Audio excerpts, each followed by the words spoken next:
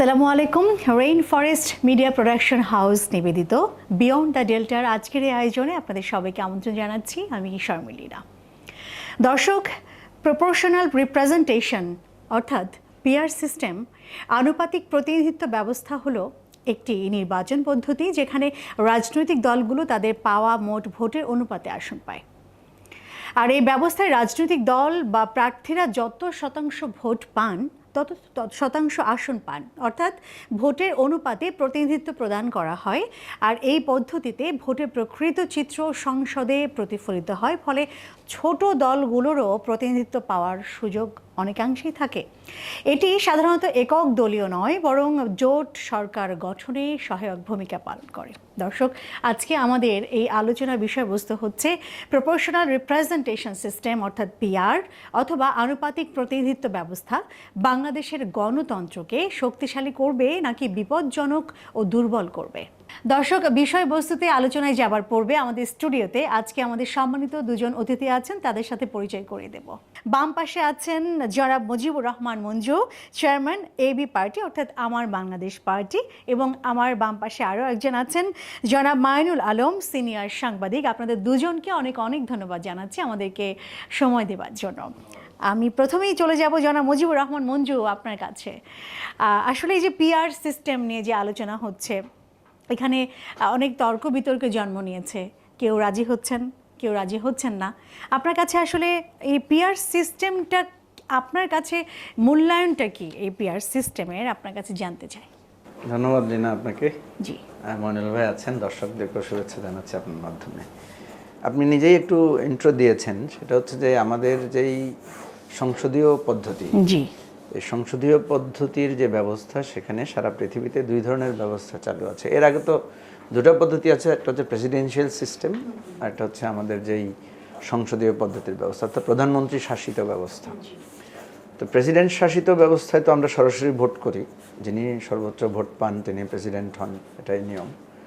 Parliamentary সিস্টেমে আমরা যেটা করি সেটা হচ্ছে যে পার্লামেন্টে আমরা প্রত্যেক কনস্টিটিউয়েন্সি বেসড আমরা ইলেকশন হয়, সেখানে যিনি সর্বোচ্চ ভোট পান উনি এমপি হন এবং ওনাদের ভোটে আবার প্রধানমন্ত্রী হন পরোক্ষভাবে। তো পৃথিবীতে এই দুই ধরনের ব্যবস্থা প্রচলিত আছে। যেটা আমাদের এখানে প্রচলিত আছে এটাকে আমরা বলি ফার্স্ট পাস দি পোস্ট। ফুটবলে যেরকম আমরা প্রথম যে গোল দিতে পারি ওই দল জিতে যায়, সবাই খেলে ভালো, খুব ভালো খেলে, কিন্তু দেখা যাচ্ছে যে গোল দেয় এবং একটা নির্দিষ্ট সময়ের পরে ওটা শেষ হয়ে যায়, খেলা শেষ। যিনি ফার্স্ট ওই পোস্টে গোল পৌঁছাতে পারবেন উনি বিজয়ী। ঠিক এই পদ্ধতিটাই হচ্ছে এরকম যে আপনি যিনি, আমরা তিনজন এখানে কম্পিটিটর প্রতিযোগিতা করলাম, যিনি ভোট বেশি পাবেন, সকাল 5টা থেকে বা বিকেল 8টা পর্যন্ত ভোট হবে। এই ভোটদানের মধ্যে গণনা হবে, গণনায় যিনি বেশি ভোট পাবেন উনি নির্বাচিত হবেন। ধরেন উনি পেল 80,000, আমি পেলাম 81,000, আপনি পেলেন 82,000, আপনি নির্বাচিত হবেন। আমাদের দুইজনের ভোট মিলে কিন্তু আপনার চাইতে বেশি, না আমরা কিন্তু পরাজিত। এই সিস্টেমটার এই ত্রুটি, আরও কিছু ত্রুটি আছে। এই ত্রুটির কারণে এইটা একটা ইনোভেটিভ আইডিয়া যে আমরা এই ধরনের ভোটাররা মনে করছে যে এটা আলটিমেটলি এটা একটা সংখ্যা লঘিষ্ঠের বিজয় হচ্ছে এখানে। আর আমরা যদি 4 জন প্রার্থী হই, দেখা গেলো যে আপনি একা পেলেন 4 জনের অনুপাতে বেশি, কিন্তু আবার যদি আপনি হিসাব করেন আপনি পেয়েছেন মাত্র 20% ভোট, বা তারপর আপনি বিজয় হয়ে যাচ্ছেন এবং আপনি এই 100%-এর উপরে আপনি প্রতিনিধিত্ব করছেন। এই প্রতিনিধিত্বের জায়গাটাকে কেউ বলেছেন ভুল প্রতিনিধিত্ব। তো সেটার কারণেই কিন্তু এই পিআর পদ্ধতিটা, যেটাকে বলা হয়েছে যে আমরা টোটাল ভোটের উপরে একটা পার্সেন্টেজের ভিত্তিতে আমরা সংসদে প্রত্যেকটা দলকে আমরা আসন বন্টন করে দেব। আপনি রিসেন্টলি দেখেছেন কিনা যে একটা জরিপের ফল বেরিয়েছে, লেটেস্ট, আমি লাস্ট যেটা দেখেছি, সম্ভবত সেটা আপনার টিআইবি অথবা ব্র্যাক, কারা যেন করেছে, টিআইবি অথবা ব্র্যাক, মেবি ব্র্যাক, আবার সুজনও একটা করেছে, তাই না? সুজনও করেছে। তো সেখানে দেখা গেল যে বিএনপির ভোট পার্সেন্টেজ দেখিয়েছে 12+ বা এরকম কিছু, আর জামাতের দেখিয়েছে 10+ বা এরকম কিছু একটা, আর আনডিসাইডেড বা এখনও ভোট দিতে রাজি হন না এরকম একটা সংখ্যা দেখিয়েছে। এনিওয়ে, দেখেন আপনি যদি এটা একটা ওভারঅল সার্ভে হয়, এটা তো পুরো দেশের চিত্র। তো প্রত্যেকটা আসনে যদি আপনি ধরেন আপনি বিএনপি করেন বা আপনি একটা দল করেন, আপনি যদি 12% ভোট পান আর আমি যদি 11% পাই, প্রত্যেক আসনে হিসেবে দেখবেন যে আপনি সব আসনে জিতছেন, আমি সব আসনে হেরে যাচ্ছি 11% ভোট পেয়েও। মানে আমি আপনার খুব কাছাকাছি থেকেও কিন্তু আমি পরাজিত। বাট পিআরে কিন্তু এটা হবে না। পিআরে হচ্ছে আপনি যত পার্সেন্ট ভোট পাবেন সেই পার্সেন্টেজের ভিত্তিতেই সেই অনুসারে আপনি আসন পাবেন। আমি কম পাচ্ছি, আমি আবার আমার কম অনুসারে পাবো, উনি যদি আরও কম পান উনি কম অনুসারে পাবেন।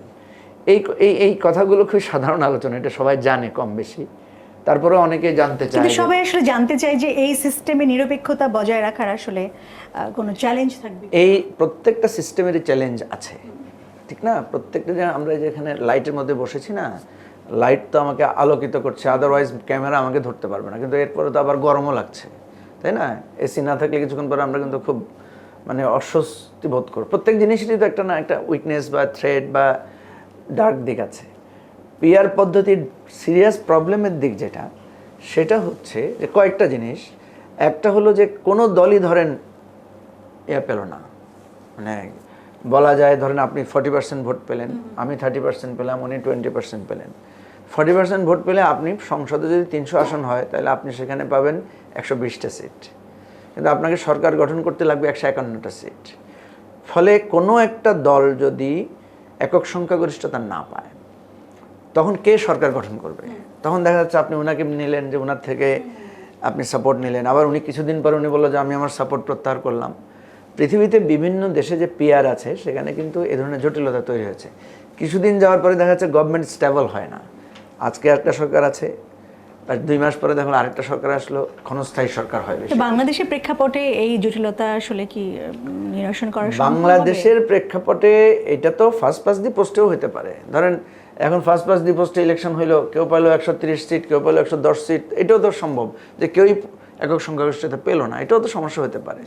এবং হয়েছেও আমাদের দেশে। আমাদের দেশে সম্ভবত 91 সালে বা 2001 সালে দেখা গেল বিএনপি একক সংখ্যাগরিষ্ঠতা পায় নাই, পরে সে জামাতের সাপোর্ট নিয়ে সে পার্লামেন্ট গঠন করেছে। এটা এটা পাকিস্তান আমলে প্রচুর হয়েছে এই ধরনের ঘটনা। তো সুতরাং এই থ্রেডটা শুধু পিআরে আছে তা না, এটা ফার্স্ট পাস দি পোস্ট সিস্টেমও আছে। ফার্স্ট পাস দি পোস্ট সিস্টেমের সমস্যা যেটা দাঁড়ায় সেটা হচ্ছে যে আমি মনে করি যে আপনার থেকে যদি আমি 200 ভোটও বেশি পাই তাহলে তো আমি জিতে যাব। ফলে আমি কেন্দ্র দখল করি, আমি ম্যানিপুলেট করার চেষ্টা করি, এবং আমি চেষ্টা করি ছলে বলে কৌশলে আপনার থেকে অন্তত জিতে যেতে।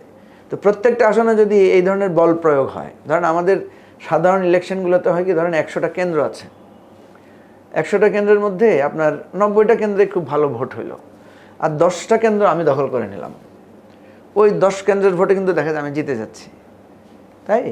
আর আমাদের দেশে মানুষ মনে করে 90টা তো ভালো হয়েছে আর 10টা খারাপ হয়েছে, এটা আর অসুবিধা কি, মোটামুটি তো ভালো হয়েছে। কিন্তু আসলে দেখা যাচ্ছে যে ওই অল্প ভোটের ব্যবধানে কিন্তু আমি সেখানে উইন করে যাচ্ছি। ফার্স্ট পাস দি পোস্ট আমাদের দেশে ফেল করেছে। আমাদের দেশে এ ধরনের কেন্দ্র দখল, এই যে একজন আরেকজনকে বিট করার জন্য যত ধরনের মেকানিজম করা দরকার এগুলো করেছে, যার কারণে এই পিআরের দাবিটা অনেক আগ থেকে উঠেছে। এবারে অনেকে বলছেন যে পিআরটা হঠাৎ করে আসলো নাকি, হঠাৎ করে কিন্তু আসে না, এটা দাবি বামপন্থীরা অর্থাৎ সিপিবি বহু আগে করেছে। তো এবার অদ্ভুত কাণ্ড হচ্ছে সিপিবি, জামাত, মানে ইসলামীরা আর কমিউনিস্টরা সব একাকার হয়ে গেছে এই দাবিতে।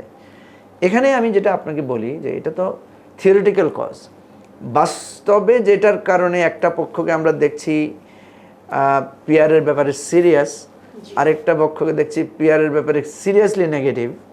এর প্রধান কারণ হচ্ছে আসলে বিএনপি মনে করে যে পিআর হলে সে একক সংখ্যাগরিষ্ঠতা পাবে না, আর অন্য দলগুলো যারা পিআরের পক্ষে তারা মনে করে যে পিআর সিস্টেম না হলে তাদের পার্লামেন্টে তারা ওই যে যারা প্রধান দল তারা ম্যানিপুলেট করবে, শক্তি দেখাবে, অন্যায় করে দখল করে নেবে।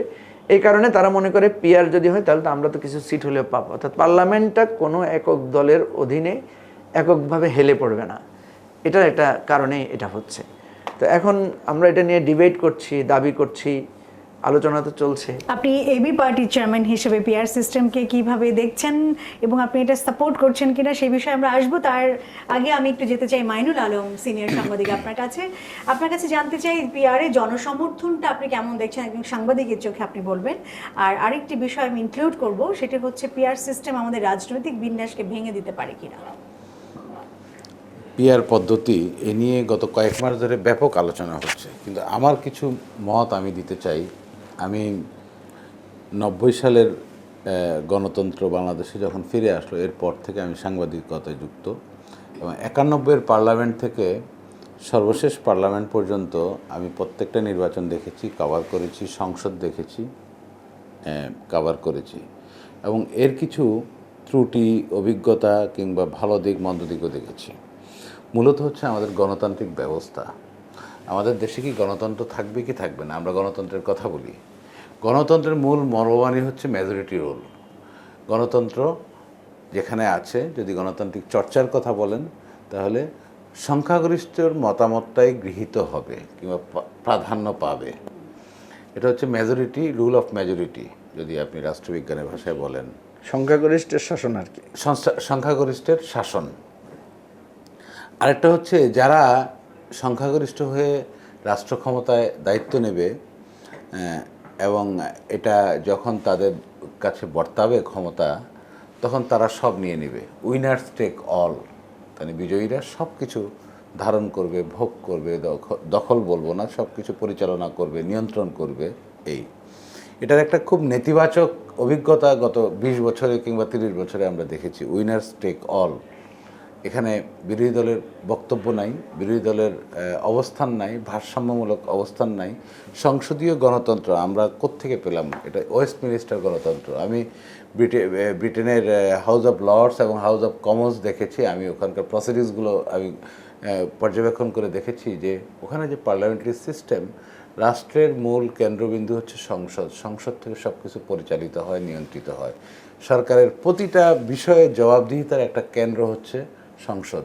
এটা হচ্ছে ওয়েস্টমিনিস্টার সিস্টেম, যেটা আমরা ভারতে আছে। বাংলাদেশ যেটা গত 90 সালে 40 বছর ধরে আমরা 35 বছর ধরে আমরা চর্চা করছি কিংবা ধারণ করছি, কিন্তু এখানে চর্চার পরিবর্তে এখানে নেতিবাচক ঘটনাগুলো ঘটেছে, যার ফলে সবাই এই সংসদীয় ব্যবস্থার উপর সবচেয়ে বেশি বিরক্ত এবং নেতিবাচক এই পিআর পদ্ধতি আসছে এবং সব কিছু বলা হচ্ছে। পিআর পদ্ধতি পৃথিবীর 100টার বেশি দেশে আছে। পিআর পদ্ধতি 100টার বেশি দেশে নাই। যেখানে আছে, যেখানে নাই, তার কি উদাহরণ, অভিজ্ঞতা, সেটা আমরা বলতে পারি। এরপর আমরা বাংলাদেশের বর্তমান প্রেক্ষাপটে এই আগস্টের, আজকে আমরা আগস্ট মাসে বসে আমরা অপেক্ষা করছি আগামী ফেব্রুয়ারিতে ত্রয়োদশ নির্বাচন হবে, 26 ফেব্রুয়ারিতে। সেখানে বাংলাদেশ কোন পথে যাবে? একটি নির্বাচন হবে, কারণ নির্বাচনহীন, গণতন্ত্রহীন, ভোটারহীন 3টা সংসদ যখন উত্তরণ ঘটিয়ে একটা গণ অভ্যুত্থানের মাধ্যমে বাংলাদেশ দাঁড়িয়েছে, তখন সংসদটা এমন একটা সংসদ এবং সংসদের নির্বাচন হওয়া উচিত যেটা মানসম্পন্ন হবে, মান উত্তীর্ণ হবে, দৃষ্টান্ত হবে। তত্ত্বাবধায়ক সরকার যেটা, অধ্যাপক ইউনূস যেটা বলেছেন যে একটা সেরা নির্বাচন উনি দিতে চান। এখন এই নির্বাচনটা কিভাবে হবে, এটাই হচ্ছে মূল বিতর্ক। এবং এই সংস্কার কার্যক্রম যেটা সরকারের নিয়ন্ত্রণে, নেতৃত্বে হচ্ছে, ওখানে আমি প্রায় 1 মাস ধরে আমি মঞ্জু ভাই সহ বিভিন্ন রাজনৈতিক নেতৃবৃন্দের বক্তব্য, ডিবেট, ঐক্যমত কমিশনে মতামতগুলো দেখেছি। ওখানে ঐক্যমত কমিশনে কোনো ঐক্যমত হয়নি, একটা জায়গায় স্ট্যান্ড স্টিল হয়ে আছে কিংবা থেমে আছে, যার ফলে একটা ব্রেক থ্রু আমরা প্রত্যাশা করছি নির্বাচন পদ্ধতি নিয়ে। এবং এটাই সংস্কারের একটা উপাদান, যে পিআর পদ্ধতি।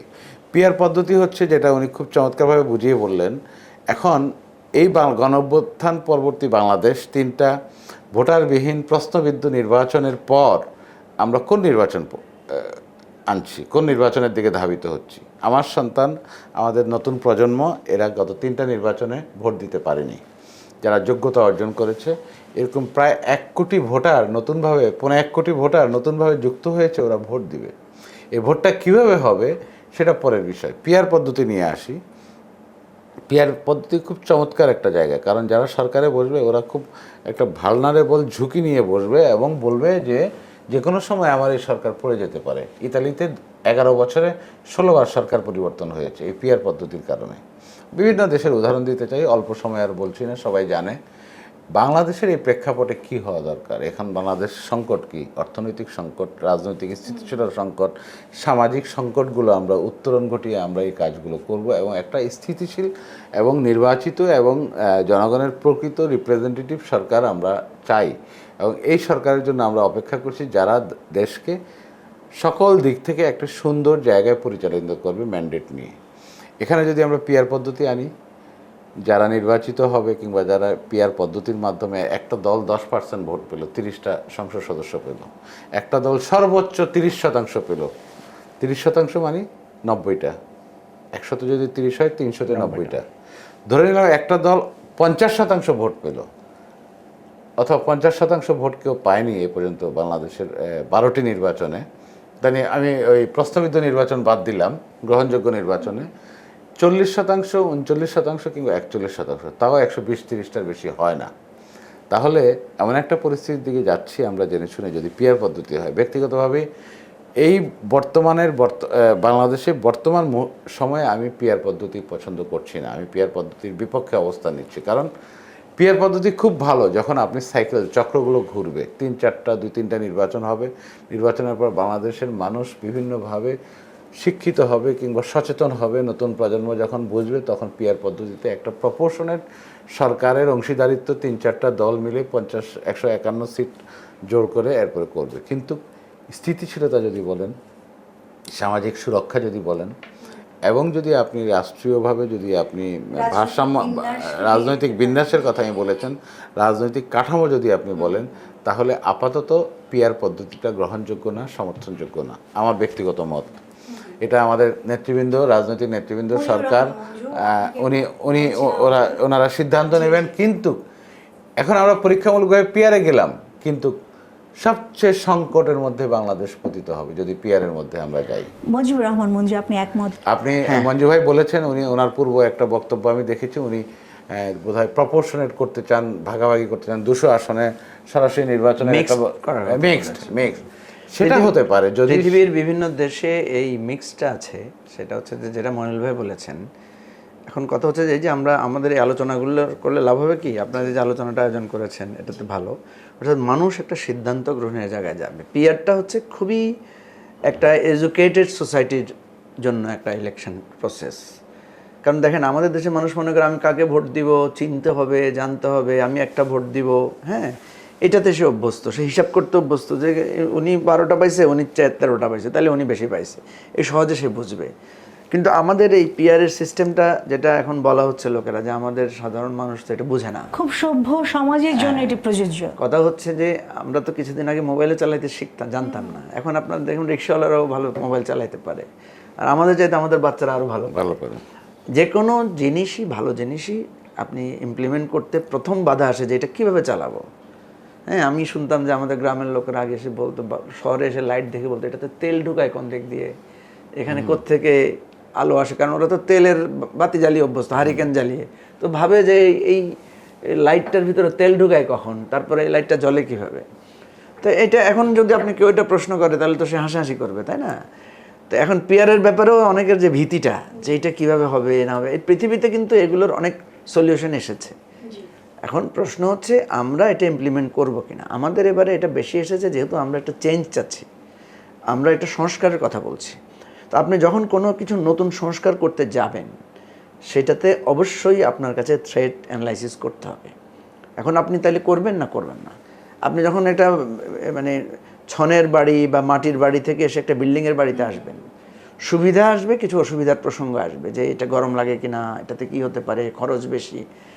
ফলে আপনাকে যেটা করতে হবে, এটাকে একটা স্লোলি যেতে হবে। সেই জন্য আমরা একটা মধ্যবর্তী প্রস্তাব দিয়েছি, যে যেহেতু একটা থ্রেড বড় করে আসছে, যে কেউ একক সংখ্যাগরিষ্ঠতা যদি না পায় তাহলে সমাধান কী হবে। দেখেন, বিএনপি এই প্রশ্নটা তুলছে, অথচ বিএনপি নিজেই বলছে সে একটা জাতীয় সরকার করতে চায়।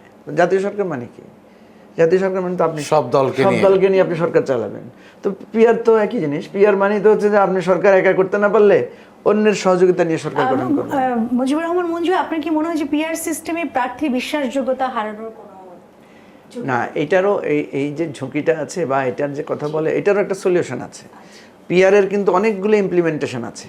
কারণ যে রাষ্ট্র খুব উন্নত, সে মনে করে যে আমার প্রার্থী কি হবে আমার দেখার দরকার কি, এই দলের পলিসি ভালো, আমি এই দলকে ভোট দিব, সেই দল ঠিক করবে কারা পার্লামেন্টে ভালো রোল প্লে করবে। এটা এক ধরনের ব্যাপার, এটা খুবই উন্নত দেশের জন্য প্রযোজ্য, অসুবিধা নেই। তারা ডাজন্ট কেয়ার যে কে, কারণ আমাদের দেশে তো হয়েছে যে আপনার এমপি এসে বলে যে আপনার টিউবওয়েল বসাই দিব, আপনার রাস্তা ঠিক করে দিব, এটা তো এমপির কাজ না, ঠিক আছে? তো আমাদের দেশে তো এই অপপ্রয়োগগুলো হয়। ওই সমস্ত দেশে তো ওরা জানে যে এমপির কাজ কি। উনি হাউস অফ লর্ডসে গিয়েছেন, হাউস অফ কমন্স, আমরা দেখেছি সেখানে হাউস অফ লর্ডসের মেম্বারদেরকে তো সাধারণ মানুষ অসম্ভব শ্রদ্ধা করে, কিন্তু তারা তো আসলে ওই অর্থে নির্বাচিতও না, ঠিক আছে? তারা এক ধরনের মানে সোসাইটিতে তারা খুবই ডিগনিফাইড পার্সন। হ্যাঁ, তারা কিন্তু পার্লামেন্টের লোয়ার হাউসের আইনকে তারা বিশ্লেষণ করে, ফেরত পাঠায়, তারা যখন একটা কমেন্ট করে তখন সারা দেশের মানুষের মধ্যে সেটা নিয়ে একটা ওয়েভ তৈরি হয়। তো আমি যেটা বলতে চাচ্ছি সেটা হচ্ছে, যদি মনে করেন যে না আমরা একটা থ্রেটের মধ্যে পড়ি, তাহলে মিক্সড করেন। 200 আসনে আপনি ফার্স্ট পাস দিক পোস্ট করেন, 100 আসনে আপনি পিআর করেন। আমাদের এখানে কিন্তু পিআর চালু আছে। দেখেন আমরা যে নারীদের আসন বন্টন করি না 50টা, ওটা কিন্তু পিআরের ভিত্তিতে হয়। সেই পিআরটা হচ্ছে সিটের পিআর, একটা সংসদে কে কত সিট পাইলো, সংরক্ষিত নারী আসন। এখন যে আপার হাউস করার কথা বলা হচ্ছে, এখানেও কিন্তু বিএনপি চাচ্ছে ওই সংরক্ষিত নারী আসনের মতো করে করতে। আমরা বলছি যে না, এটাকেও আপনি সিটের পিয়ারে আনেন। সিটের পিয়ারে আনলে যেটা হবে সেটা হচ্ছে আপনার অপোনেন্টরাও কিছু সিটে সেখানে আসবে। গণতন্ত্র মানে হচ্ছে পজিশন অ্যান্ড অপোজিশন। গণতন্ত্র কখনো এরকম হয় না যে আমাদের দেশে গণতন্ত্র থ্রেটে পড়েছে কেন। দেখেন বিগত 3টা সংসদে আওয়ামী লীগ 280 সিটের মতো করে তারা পার্লামেন্টে ছিল, ফলে পার্লামেন্ট কেউ দেখেও নাই।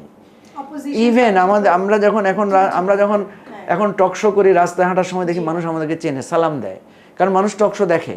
একটা সময় ছিল টকশো কেউ দেখতো না, কারণ অপোজিট ভয়েস যদি না থাকে, এটা তো মানুষের কোনো অংশগ্রহণ থাকে না সেখানে। ফলে পার্লামেন্ট তখনই কার্যকর হবে যখন সেখানে পজিশন থাকবে, একটা ক্রেডিবল অপোজিশন থাকবে।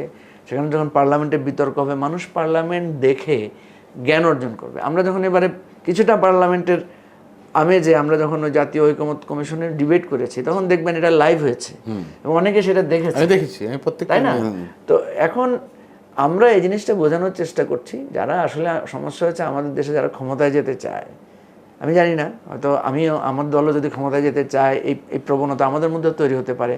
আমরা মনে করি যে সব কিছু আমি একা করব, সব কিছু আমি এককভাবে করব। এই যে ওনাদের প্রেস ক্লাব বা ওনাদের সাংবাদিক ইউনিয়নও তো একই সমস্যা দেখা যায়, একই সমস্যা, তাই না? নিজেদের মতের গুলো একসাথে হয়ে গেছে, একক ক্ষমতায়নের।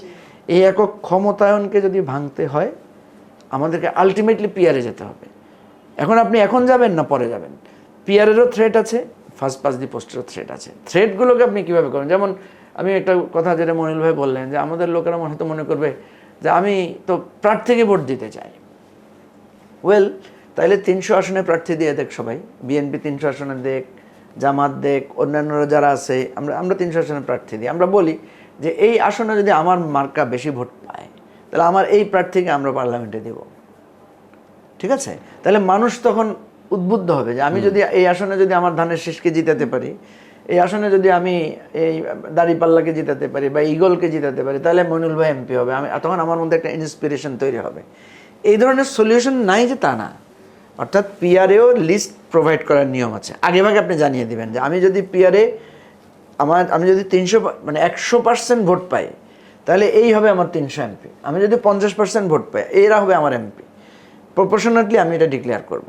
বা একটা অংশ হতে পারে সিরিয়াসলি, আর একটা অংশ হতে পারে আমরা নির্ধারণ করব। এইভাবেই এটাকে মিনিমাইজ করা যেতে পারে। বর্তমান প্রেক্ষাপটে ওনার প্রস্তাবটা ঠিক আছে, সমর্থনযোগ্য, কিন্তু বর্তমান প্রেক্ষাপটে গ্রাউন্ড রিয়েলিটি আমরা যখন দেখব, আমরা যখন বাস্তবতা যখন দেখব, বাংলাদেশে ভোটের সংস্কৃতি যেভাবে চলে আসছে, 12টা পার্লামেন্ট, আমি 3টাকে আমি আলাদা করছি, 12টা পার্লামেন্ট হয়েছে একটা সিস্টেমে। এখন আপনি নতুন করে সম্পূর্ণ নতুন বিধান চালু করছেন, এটা কতটুকু কার্যকর হবে?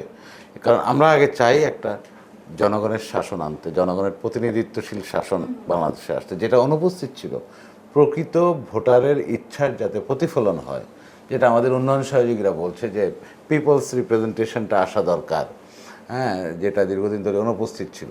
তা এখন এই মুহূর্তে যদি এই সিস্টেমে যাই, কতটুকু কার্যকর হবে? কারণ আমরা একটা কাঠামো নিয়ে আসি। আপনি রাজনৈতিক বিন্যাসের কথা বলছেন, আমি মনে তো করি রাজনৈতিক কাঠামোটা আপনার এস্টাবলিশ করা এখানে দরকার। মাইনুল আলম, আমি একটু বলতে চাই যে পিআর ব্যবস্থায় ফ্রেঞ্চ বা এক্সট্রিমিস্ট দলগুলো আসলে কতটা অনুপ্রবেশ করতে পারে, এবং এই ছোট দল যারা আসবে এই ব্যবস্থা, ছোট দলও কিন্তু ঢুকে না, যায়। শুনুন, ছোট দল বড় দল এটা প্রশ্ন আছে, কিন্তু আপনি তো জনগণ যদি ভোট দেয়, আপনি আমি দলের নাম বলছি, সাম্যবাদী দল, আমি এখন অনুপস্থিত, কিন্তু একটা জাস্ট উদাহরণ হিসেবে বলতে চাই, সাম্যবাদী দল যদি 5% ভোট চায়, এটা জনগণের ইচ্ছা, তার 5% ফলোয়ার আছে, 12 কোটি ভোটারের মধ্যে 5% অনুসারে যদি থাকে, এটা হতে পারে। এখন আলটিমেট কথা কিন্তু জনগণের সিদ্ধান্ত। এখন অমুক দল আসবে, অমুক গোষ্ঠী আসবে, এদেরকে ঠেকানো, ওদেরকে উঠানো, এটা না। আপনি আগে ছেড়ে দেন, নিশ্চিত একটা সুন্দর ভোট করেন, বাংলাদেশের ইমেজ আগে উন্নত হোক, যে একটা সুন্দর সেরা নির্বাচন হয়েছে। প্রকৃত গণতন্ত্র। এখন 100% সুন্দর হবে না, কিন্তু আমরা তো 70%, 60%, 50% ফ্রি ফেয়ার তো করতে পারি। হ্যাঁ, কারণ বাংলাদেশের এই কাঠামোতে যেখানে ভোটের চর্চা এবং সংস্কৃতিগুলো আমরা যেভাবে নষ্ট হয়েছে, এবং এটা পাল্টা কোনো পরিস্থিতি আসে কি না, কোনো ভয়ঙ্কর পরিস্থিতি আসে কি না, সেটা এক দল গেছে আরেক দল আসবে, এরকম একটা আলোচনা বিভিন্ন জায়গায় আছে। সুতরাং আমরা সচেতনভাবে আমরা একটা সুন্দর সংস্কৃতি এবং সিস্টেম চালু করব।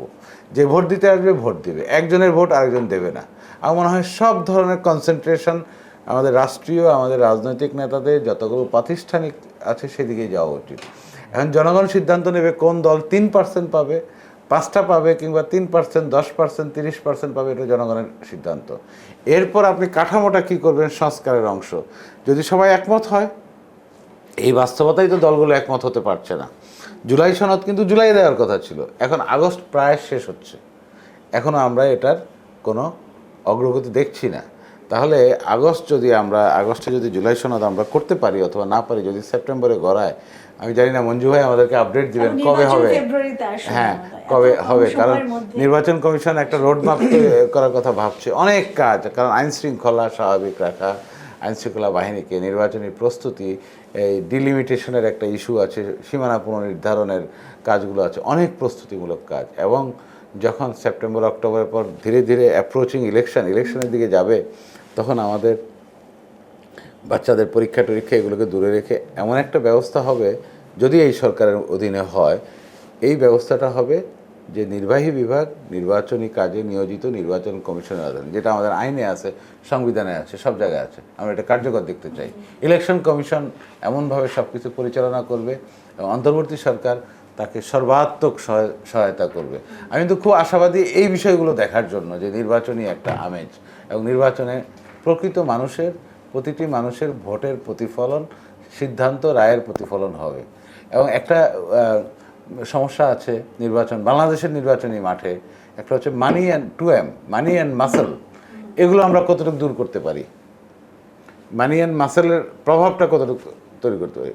আরেকটা আছে প্রশাসনিক যে কারচুপির কথা বিগত কয়েক বছরে যেটা হয়েছে, লেভেল প্লেয়িং ফিল্ড হতে পারে, 6 জন প্রার্থী, 10 জন প্রার্থী, সবার জন্য সমান সুযোগ থাকবে, জনগণ এসে ভোট দেবে তার পছন্দ অনুযায়ী। এই বিষয়গুলো নিশ্চিত করা জরুরি।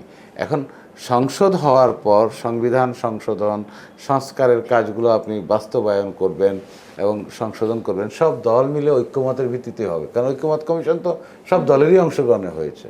সুতরাং সংসদ বসার পর সেই কাজগুলো আপনি মূল সংস্কার করবেন এবং সংস্কারটা এগিয়ে নিয়ে যাবেন রিলে রেসের মতো। সংস্কারটা সবাই মিলে কাজ করবে এবং বাস্তবায়ন করবে। এখন এই প্রশ্নে যদি আপনি হল্ট হয়ে যান, যদি অচলাবস্থা আসে, যদি অনৈক্যের নামে যদি এখানে অন্য কিছু হয়, সেটাকে এই 17 কোটি মানুষকে অ্যাফোর্ড করতে পারবে না। মনে করেন কোনো কারণে, আমি চাই না, আমি মনে প্রাণে চাই ফেব্রুয়ারিতে নির্বাচন হবে, কোনো কারণে যদি এই নির্বাচনটা না হয়, এর দায় কার? এর দায় হচ্ছে সকল স্টেক হোল্ডারের, অন্তর্বর্তী সরকার, রাজনৈতিক পক্ষগুলো, কিংবা সরকারের যে প্রাতিষ্ঠানিক যে প্রতিষ্ঠানগুলো আছে তাদের। তাহলে আপনি একটা নির্বাচনের উদ্দেশ্যে, এই নির্বাচন, এই গণ-অভ্যুত্থান কেন? প্রকৃত নির্বাচন, প্রকৃত সংসদ প্রকৃতভাবে মানুষের কাছে যাতে ভোটাধিকারটা ফিরে যেতে পারে। আমি আসলে আপনার কাছে আরেকটি ছোট্ট করে প্রশ্ন রাখতে চাই, যে আপনি পিআর সিস্টেমের অসুবিধার কথাগুলো বলেছেন, সুবিধা কি থাকতে পারে? যেমনটি মঞ্জু বলছেন, সেটা খুবই আইডিয়াল সিস্টেম। আমি বলেছি পিআরের মতো এমন একটা সুন্দর ব্যবস্থা নাই, কিন্তু আপনি গ্রাউন্ড রিয়েলিটি দেখবেন বাংলাদেশে এটা কতটুকু কার্যকর, ফলদায়ক হবে, সেটা আমি আমার প্রেক্ষাপট, আর্থসামাজিক অবস্থা, রাজনৈতিক সংস্কৃতি, কালচার, এগুলো মিলে আমি দেখব। আচ্ছা, আপনি বাংলাদেশের প্রেক্ষাপটের আলোকে দেখছেন। ঠিক এই পর্যায়ে আমি জনাব মুজিবুর রহমান মঞ্জু আপনাকে ছোট্ট করে জিজ্ঞেস করতে চাই, আপনি একটি রাজনৈতিক দল পরিচালনা করছেন, আমার বাংলাদেশ পার্টি, অর্থাৎ ইন শর্ট এবি পার্টি, আপনি চেয়ারম্যান সেই পার্টির। আপনার মতে বাংলাদেশের ভোটার বেজে রাজনৈতিক সচেতনতা এমন পর্যায়ে পৌঁছেছে কিনা যে যার ভিত্তিতে পিআর কাজ করবে? না, এটা একটা প্রশ্ন সাপেক্ষ ব্যাপার, কিন্তু আমি যে মৌলিক জায়গাটায় কথা বলতে চাই সেটা হচ্ছে, আপনি একটা আইডিয়াল সিচুয়েশনে পৌঁছতে চান কিনা। প্রথম প্রশ্ন হচ্ছে যে আপনি এমন একটা ভালো জায়গায় পৌঁছতে চান কিনা, আপনি একটা সুষ্ঠু নিরাপদ বাংলাদেশ চান কিনা। যদি চান এটা একটা প্রশ্ন যে হ্যাঁ চাই। তো এখন কি এখন চান না আরও পরে চান? আপনি অনুযায়ী না এখন চাই না পরে চাই, তাহলে তো ঠিক আছে, আপনি পরে চাইবেন। তাহলে আসলে চান কিন্তু এখন চাই না, কথাটার মধ্যে তো একই জবাবই হলো। আর হোয়াই নট, আপনি চান বাট এখনই কেন চান না? আমরা মনে করি যেহেতু এত বড় একটা পরিবর্তন হয়েছে, আমাদের এত বড় একটা গণ অভ্যুত্থান হয়েছে, দেখেন সবাই কিন্তু বলছে আমরা আর আগের জায়গায় ফিরে যেতে চাই না, তাই না? যখন আপনি দেখবেন আপনার একটা ঘর পুড়ে যায় বা ঘর ভেঙে যায়, তখন সেই ঘরটাকে যখন আবার আপনি নতুন করে তৈরি করেন, তখন আপনার মধ্যে দুইটা প্রশ্ন আসে যে আমি কি আগের মতো করে তৈরি করব, নাকি যেহেতু ভেঙে গেছে এখন এটাকে এমনভাবে তৈরি করব যাতে আগের মতো করে আর যাতে ভেঙে না যায়। আমরা এরকম করি না, টেকসই হয়ে যায়। হ্যাঁ, আমরা যখন ধরেন পানি উঠে ঘরের মধ্যে, পানি উঠে ঘরটা নষ্ট হয়ে গেছে, তখন এরপর আমি যখন ঘর তৈরি করি তখন কী ভাবি, আর যাতে পানি উঠতে না পারে, প্রোটেকশন। আমরা দেখেছি যে এত বড় একটা গণ অভ্যুত্থানের পরে যে আগের রাজনৈতিক পদ্ধতির কারণেই কিন্তু এই যে সমস্যাগুলো হয়েছে। সুতরাং আমি যদি বলি এখন আমি বদলাতে চাই কিন্তু আবার আগের মতো করেই বাড়িটা রাখতে চাই, তাহলে তো আবার বন্যা আসবে, আবার বাড়িটা ভেসে যাবে। সো এই জন্য আমরা বলছি হ্যাঁ আপনি মাঝামাঝি জায়গায় থাকেন, হ্যাঁ আপনার যে কনসার্ন এটাকেও কাউন্ট করেন যে ঠিক আছে হঠাৎ করে সব পিয়ার করলে বুঝবে না এটা সেটা। আমরা মানুষকে যত বোকা মনে করি, মানুষ তো বোকা না। আমাদের বাচ্চাদেরকে আমরা মনে করতাম ওরা ফেসবুক জেনারেশন, ওরা পলিটিক্স বুঝে না, ওরা দেশ নিয়ে থাকে না। ওরা যখন আসছে আমি দেখি ওরা আমাদের চাইতে দেশ বেশি বুঝে। ওরা যখন লাইসেন্স চেক করছে আমরা দেখছি আমাদের কারোই লাইসেন্স নাই, বিচারপতিরও লাইসেন্স নাই, পুলিশ অফিসারেরও লাইসেন্স নাই, মন্ত্রীরও নাই, সচিবেরও নাই, নাই বলতে নাই, কারোই নাই। এই জন্য তারা বলেছে এই বাংলাদেশকে মেরামত করতে হবে। সো আমি যেটা মনে করি যে আমাদের ওই একটা কথা আছে না যে তোমার কাছে গুরুত্বপূর্ণ সময় কোনটি, একজন বিখ্যাত দার্শনিকের কথা বলেছে, এখনই এটাই গুরুত্বপূর্ণ সময়। সুতরাং আমি মনে করি এত রক্তের বিনিময়ে যে পরিবর্তনটা এনেছি, এখনই আমরা পরিবর্তন সূচনাটা করব, বাট থ্রেড যেটা আছে ওটাকে আমরা কাউন্ট করব। এই সিস্টেম চালু হলে কারা সবচেয়ে বেশি সুবিধা পাবে বলে মনে হয়? মূলধারার দল নাকি ছোট ছোট দল? জামাত কিন্তু আনুপাতিক প্রতিনিধিত্ব ব্যবস্থা অর্থাৎ পিআর সিস্টেম যাচ্ছে, এর পেছনে কি কারণ? এই সিস্টেম চালু হলে সবচেয়ে লাভবান হবে দেশের নাগরিকেরা, ঠিক আছে? কারণ দেশের নাগরিক কারা, যে এই রাজনৈতিক দলগুলোর মধ্যেই তো নাগরিকরা বিভক্ত হয়ে আছে, তাই না, ভাগ করে আছে। এখন আপনি যখন দেখবেন, আপনি একটা সহজ হিসাব বুঝেন, আপনি যখন 40% ভোট পেয়ে ক্ষমতায় আসছেন আর 60% লোক আপনার অপোনেন্ট, তারা চায় না আপনি ক্ষমতায় আসেন, তো এই 60% লোক তো আপনার বিরুদ্ধে আন্দোলন করে আপনার বিরুদ্ধে করে আপনাকে সরকার চালাইতে দিবে না, ঠিক আছে? আমরা যে কথাটা বলছি যে এটা বিতর্কটা হচ্ছে যে আপনি যখন 40% নাগরিকের ভোট দিয়ে আপনি ক্ষমতা চালাতে চান, তখন 60% লোকরা ইগনোরড হয় এবং তারা তখন রাজপথে এসে বলে যে আমরা তোমাকে কাজ করতে দিব না, আমরা রাস্তা বন্ধ করে দিলাম, আমরা অবরোধ চাই, আমরা চাই। তখন তো আপনি গণতন্ত্র কাজ করেন এবং গণতন্ত্র এই কারণেই আমাদের এখানে ফেল করে গেছে। সো এটাকে পাবলিকের উপর ছাড়তে হবে। দেখেন আমরা বলছি পাবলিক পিআর বুঝে না, কিন্তু একটা জরিপে আমরা দেখলাম যে আপার হাউসে 70% লোক পিআর চায়। আচ্ছা ধরেন জরিপকে আমরা বিশ্বাস করলাম না, তাইলে আমরা করি বা না করি, আমরা এটার উপর তো একটা ভোট করে দেখতে পারি, একটা গণভোটও নিতে পারি যে আচ্ছা ঠিক আছে পিআর কারা চায় না, কে বুঝে কে বুঝে না। আপনি না বুঝালে বুঝবে কোত্থেকে? আপনি দেখেন এই সমস্ত মোবাইল ফোনের ফুল অ্যাপ্লিকেশন তো আমরা এখনো জানি না। যখনই জানি তখন মনে হয় হ্যাঁ এটা আমি আগে জানলাম না কেন, এটা তো বেশ সুন্দর, ভালোই তো, এটা এভাবে গেলেই তো এই কাজটা করা যায়, কেন পারি না? এই জানি না বলেই পারি না, আর জানতে চাই না বলেই আমার এই অভ্যাসটা হচ্ছে না। সো আমরা মনে করি পিআর পদ্ধতির ত্রুটি বিচ্যুতিগুলোকে আমাদের মতো করে সারতে। দেখেন আমরা কিন্তু এই যে তত্ত্বাবধায়ক পদ্ধতি পৃথিবীর কোথাও নাই, বাংলাদেশে তো এটা আমরা উদ্ভাবন করেছি এবং এটা উদ্ভাবন করে 3টা পরপর নির্বাচন কিন্তু কম্পারেটিভলি বেটার ইলেকশন হয়েছে। তাহলে আমরা নতুন করে পিআর এবং ফার্স্ট পাস্ট দি পোস্টের মিশ্রণে একটা পদ্ধতি এমনভাবে কেন আবিষ্কার করি না যেখানে আমার সংসদ কার্যকর থাকবে, সেখানে আমার জনগণ তার ইগনোরেন্স মনে করবে না যে আমাকে ইগনোর করা হচ্ছে, যেখানে কেউ আর স্বৈরাচারী হতে পারবে। আমরা কি একটা পদ্ধতি আবিষ্কার করতে পারি না? আমরা সবাই যদি মনে করি যে পিআর না হলে ইলেকশন করতে দিব না, এটা একটা ভুল কথা। পিআর না হলে ইলেকশন যাবে না কেন ভাই? ইলেকশন এতদিন করে আসছেন, হঠাৎ করে এখন পিআর না হলে ইলেকশন না কেন? আবার যারা বলছেন যে পিআর এটা ছাগলের কাজ, এটা পিআর পাগলেও বুঝে না, পিআর ভাই আপনি বুঝেন না বলে এটাকে এভাবে বলবেন না। আপনি বুঝেন না, আপনি লজ্জা পাবেন মানুষের কাছে। পিআর বুঝেন না কেন? আপনি এত কিছু বুঝেন, আপনি পরীক্ষার নাম্বারের পার্সেন্টেজ বুঝেন না? আমরা যে A+ বলি, তারপরে ওই যে B বলি, C বলি, এগুলো কি? এগুলো তো একটা মার্কিং গ্রেডিং সিস্টেম। তো পিআরটা তো ওই অর্থে এক ধরনের গ্রেডিং সিস্টেম। যে আপনি যদি 40% ভোট পান আপনি 120টা সিট পাবেন, আপনি যদি 50% ভোট পান আপনি 150 জন সংসদ সদস্য পাবেন। সমস্যা কোথায়? আপনি বুঝতে পারছেন না যে কাকে কাকে দিবেন, কাকে কাকে দিবেন ওইটাও জনগণকে ছেড়ে দেন, জনগণ ঠিক করুক। এখন ওটাও তো আপনি নিতে পারেন, এত শিক্ষিত আপনি চাইলে আপনার জনগণকে বাঁচাতে পারেন, যে আপনি বলে দেন যে আপনি বিএনপি যদি এমপি হয় আপনি কোন 50 জনকে 100 জনকে এমপি হিসেবে দেখতে চান, সিরিয়ালি আপনি বলেন, বা আপনার এলাকার জন্য আপনি কাকে দেখতে চান। এগুলো তো করা সম্ভব। পৃথিবীতে এমন দেশও আছে যেখানে পিআর এরকম একটা বই দেওয়া হয় ভোট দেওয়ার জন্য, ঠিক আছে? এখন আপনি বলুন যে বাংলাদেশের মানুষ এই বই কীভাবে হ্যান্ডেল করবে? আমি তো বলছি না বাংলাদেশে ধরেই আপনি বই দেন, ঠিক আছে? আপনি আপাতত বাংলাদেশে একটা সাস্টেইনেবল ডেমোক্রেসির জন্য আপনি মিক্সড করেন, 200 আসনে আপনি ভোট দেন, সেখানে আসুক যে দল খুব পপুলার তারা জিতুক, আর 100 আসনে পিআর দেন। তখন দেখা যাবে যে পার্লামেন্টটা খুব ভাইব্রেন্ট হচ্ছে, তখন দেখবেন রাস্তার আন্দোলন, রাস্তার মারামারি, রাস্তার ঠেলাঠেলি কমে যাচ্ছে, পার্লামেন্টে চলে যাচ্ছে সব কিছু, যুক্তি তর্ক বিতর্ক। মানুষ তখন মোবাইলে বসে বসে দেখবে, দেখে বলবে হ্যাঁ মাইনুল ভাই খুব ভালো বলছে, ওনাকে লিনা খুব ভালো যুক্তি দিয়েছে। তখন এইভাবেই কিন্তু আমাদের পার্লামেন্টারিয়ান ডেভেলপ করবে। এবং আপনি দেখেন এখনকার সময় দেখেন আমাদের ইউটিউবাররা পপুলার হয়ে যাচ্ছে কেন, আমাদের সোশ্যাল মিডিয়া অ্যাক্টিভিস্টরা পাওয়ারফুল হয়ে যাচ্ছে কেন? যেহেতু সে যৌক্তিক কথা বলছে, তার ফ্যান বেস তৈরি হচ্ছে। সে যখন একটা যৌক্তিক কথা বলছে, এটা নিয়ে ভাইব্রেশন তৈরি হচ্ছে। পিআর সিস্টেমে আপনি যদি এইভাবে এই ধরনের ভোকালগুলোকে পার্লামেন্টে নেন, তখন দেখবেন খুবই প্রপারলি আপনার কাজ করবে, সঠিকভাবে জনগণ বুঝতে পারলে এটা কাজ করবে।